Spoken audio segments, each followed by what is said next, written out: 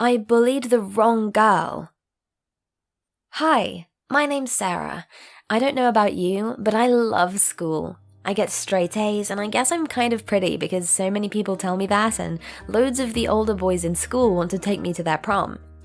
I'd say I'm the most popular girl in school, which is awesome because then I can just order the other kids around. They all want to be my friend, so they'll do anything for me. Every morning, this little dork called Charlie brings me an iced coffee from Starbucks. I think he thinks I'll go on a date with him or something. I mean, yeah, right. But hey, at least I get a free coffee out of it. And then there's Sally. She used to be my friend in primary school, but she's just such a nerd now. I don't even know how I was ever friends with her. She's always reading, and she's never even had a boyfriend. Sometimes she still tries to speak to me, and I'm like, ew, do I know you? She actually started crying last week when I told her to leave me alone. What a loser. There's also this other girl, Sophie, I just can't stand. She's the only one who gets better grades than me.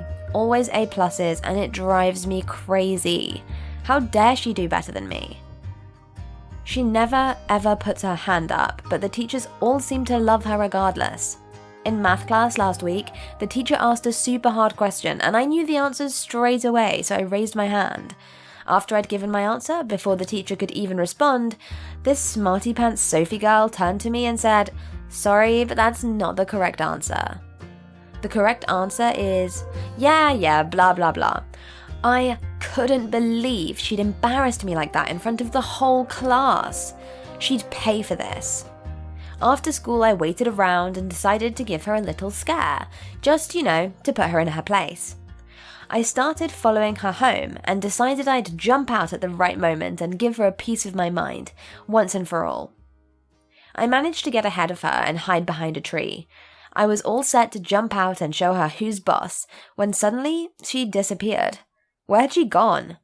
Then I realized this was the tree outside her house. She was standing on the step outside her door. Why wasn't she going inside? All of a sudden, the door opened and her dad grabbed her and she went flying inside. I heard her cry out. I didn't know what to do. Even from behind the tree, I could hear him screaming at her, saying she needed to walk home faster if she ever wanted to get into an Ivy League college. I could hear her crying. I don't know what came over me, but suddenly, I felt so bad. What was I doing? This poor girl was under so much pressure. No wonder she always got A+. She had no choice. I went home that night feeling like the worst person on the planet. I was nothing but a bully. I was no better than Sophie's dad. I needed to change. The next day at school, I waited by her locker and apologized to her for the way I acted when she corrected me in class. She just nodded and walked away. I noticed she always sat alone at lunch, so that day I went to sit next to her. She shrunk away when I approached her, and I realized she was afraid of me.